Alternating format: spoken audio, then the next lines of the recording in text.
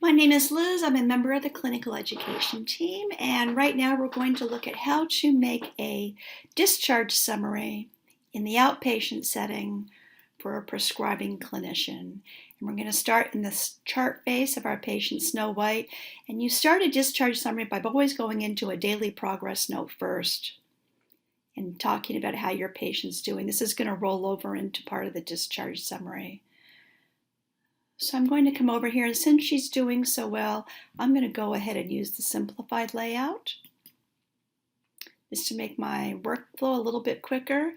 I'm going to talk about clinical status and complexity and click Start here and say my patient is improving. Improvement is noted. I'm going to type something here.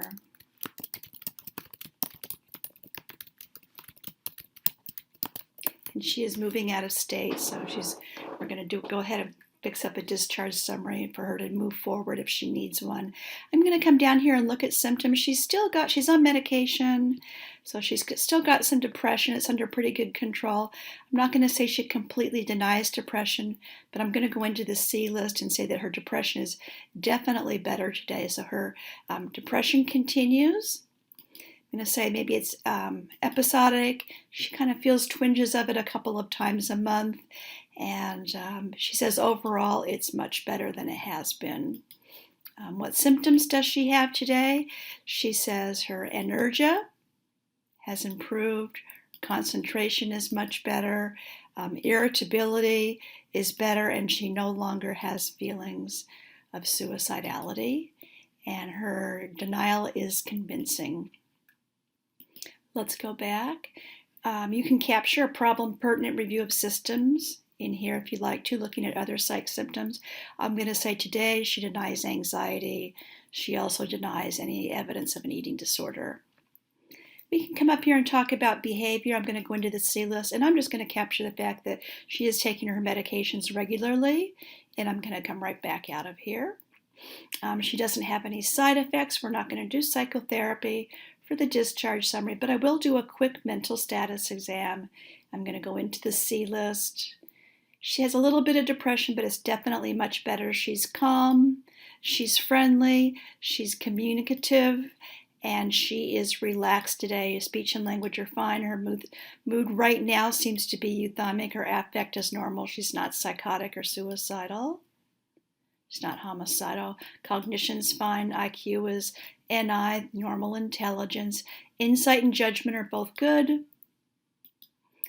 There's no signs of anxiety. Her attention was normal today, and her behavior was normal. Okay, we're going to come over here to part 2.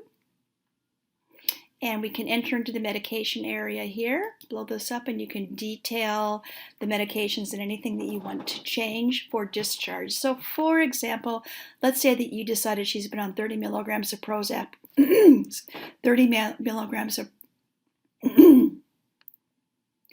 Okay, we're going to update her medications for discharge, and let's say she's been on Prozac, 30 milligrams, and you're going to go ahead and increase that up to 40 milligrams, which has been sort of your target dose all along.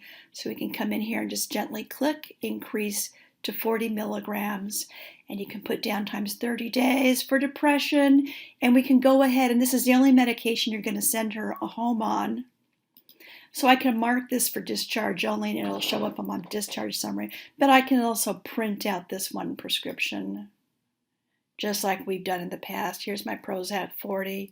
I would print it out here, sign my name here, and give it to the patient. We can return back to our note. If I want to be extra good, I can just say I'm going to go ahead and stop the Ambien, and I'm going to stop the Lasix. I'm going to let her primary care physician follow up on her Lasix after she moves. So we have one medication moving forward. We're going to click Done. You can see the Prozac's been increased and the Ambien and Lasix have been stopped. You can skip instructions and recommendations and plan. You can skip this area as a prescriber. You can update these areas if you need to, but I'm not going to do that right now. She's not suicidal. I'm going to skip this.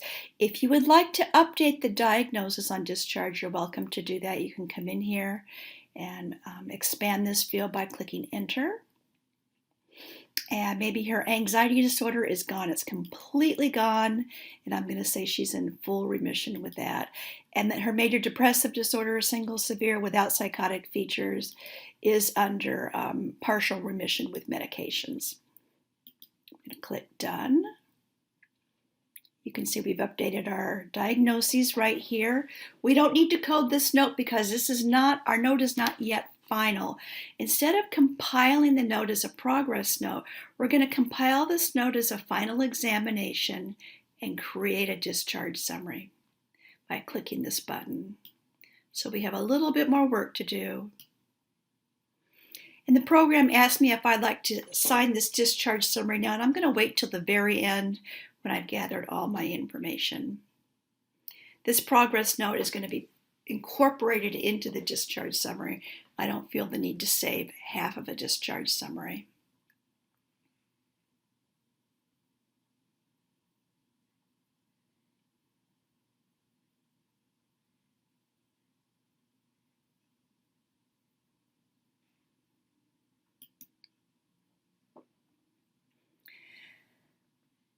It says here, do you want to mark this note as a final note and create a discharge summary? And I'm going to say, yes, I do.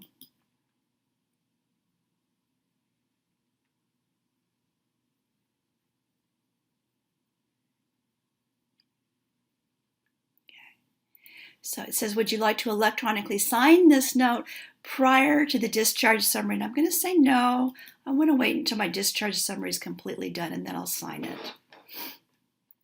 So essentially what we've done is we've opened up a discharge summary and we have automatically populated that information right into the first tab of our discharge summary for the outpatient setting. We have 4 tabs we're going to work across left to right: final exam, summary, discharge status and instructions, clinician's narrative, and we can decide whether or not to include progress notes. Up here is the date that the patient was admitted to your practice. I'm just going to tweak this a little bit for reality's sake. We're working obviously in a test environment. Let's say she's been in the practice for about 3 years and she's leaving in December of 2015. Your interval history is pulled forward into this tab right here from the final exam that we just did. Your mental status exam has come forward, as has your ICD-10 diagnosis that you've updated. Notice that the only medication coming forward is the Prozac because you noted that as for at discharge only, the other 2 were stopped. Notes and risk factors, most people click no, they don't want to see this. On the final note, there's some confusion among auditors where they think that this means that you're sending a patient home who is currently assaultive and non-compliant and cutting, and they don't understand that this was a history of a history of notes and risk factors over the course of treatment. So I'm just going to avoid the whole issue by clicking no, I'm not going to show this field in my discharge summary. We're no longer doing access to through 5, so this field is blank. If I put in a range of dates for medications, they should display here. If I put in a range of dates for labs that were entered into the program, they should display here. Let's take a look. I'm just going to go back.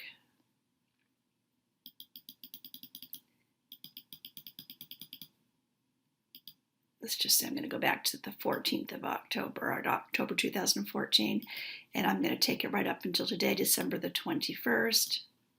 Yes, okay. So labs that I have entered into the program that show in the log area of our note are also showing here in the discharge summary. So these are the important labs that you've been trending, and they will be included, pushed right into your discharge summary for you with little effort on your part.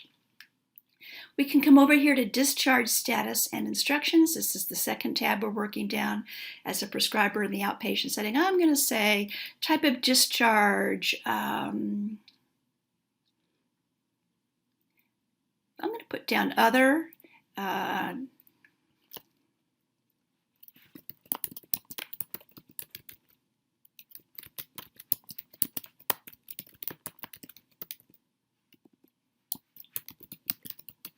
So I'm going to say she's transferring out of state and into the care of a new psychiatrist. I can click that, and I can say her condition on discharge is really pretty greatly improved compared to admission 3 years ago. I'm going to say that her prognosis is good. And medication instructions in terms of the Prozac. She was instructed on the potential risks and benefits of Prozac. And let's see here. I think we have the patient. Let me see. Informed consent for release of information and related counseling information has been obtained in writing. This is a nice thing to have documented in your discharge summary before the patient moves out of state. I'm just going to say activity is tolerated. She's on a regular diet. And if there's any other instructions, I can put them down here.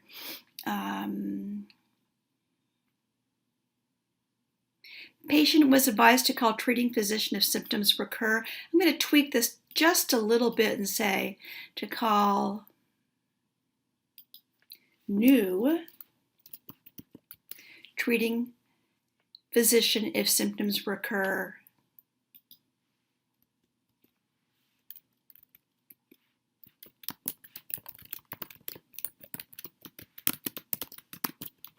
After her move to Los Angeles. And I have a legal contact here and a fax number. There's not a name associated with this because I didn't fill out in the demographics area, but I can do it right now. I'm going to put down, this is the home phone number for her husband, John White. Now it becomes part of my discharge summary. If she had any referrals done while she was under your care in the outpatient setting, you can attach them here and have them show up as part of your discharge summary. No referrals have been done for this patient. Likewise, if you had given her a referral on the way out to the door, you could click here to enter a new referral and it would attach right here. We'll skip this workflow for right now. And if the patient requests a copy of these instructions, this is nice. You can note that in your narrative and you can say that you gave the patient a copy of the instructions. What you're actually giving the patient is a copy of the discharge status and instructions, not the final exam summary, not the clinician's narrative, and not any progress notes. And it looks nice if you print it out. I can show you what it will look like. You can give it to the patient. If you had included a referral on here, the referral would also show up in this note and something that you can hand to the patient or the family member or to both. Right now I'm going to cancel this.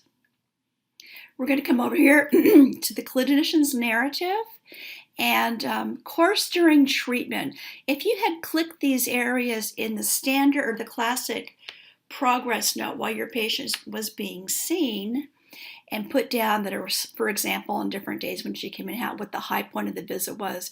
Her sleep is improved after increasing her Ambien to 10 milligrams yesterday or last month or what have you. And then, the next time you saw her, she states that her energy level is beginning to pick up and she was able to attend 2 groups today. Or if you'd entered the course during the treatment button and clicked it in your progress note, each time your patient visited the office, you would have a line item list of comments regarding the most important aspect of her visit today, and that would all be pulled forward for you and be put into the discharge summary without you having to do anything about it.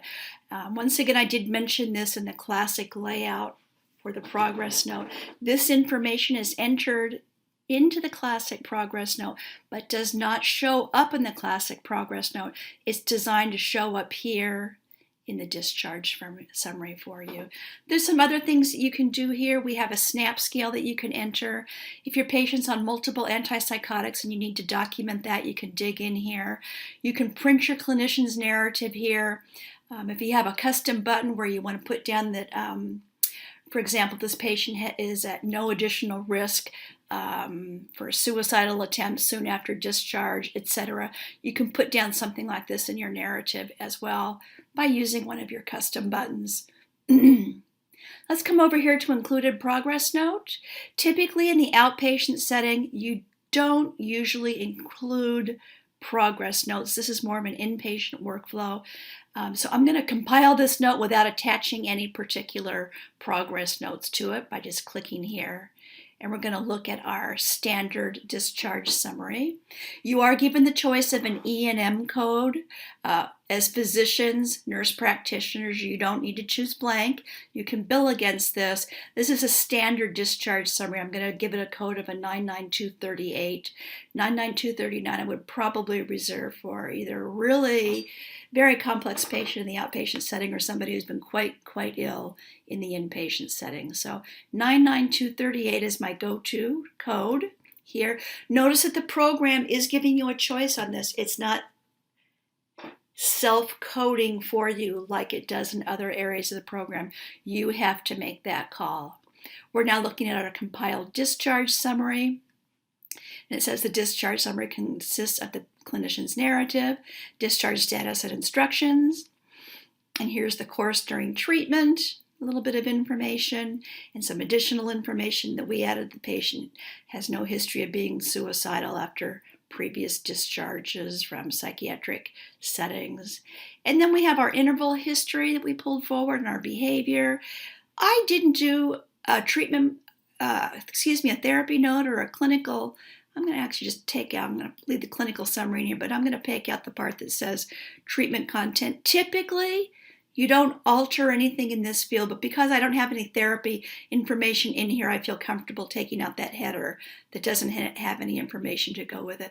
Next, we have the mental status exam, and towards the bottom of your note, all that discharge information that you had put in terms of condition on discharge and her prognosis and her one medication and her labs that were ordered while she was in your setting, physical activity, emergency contact, and of course your name. The only thing you have to do now to make it a legal document is to electronically sign this.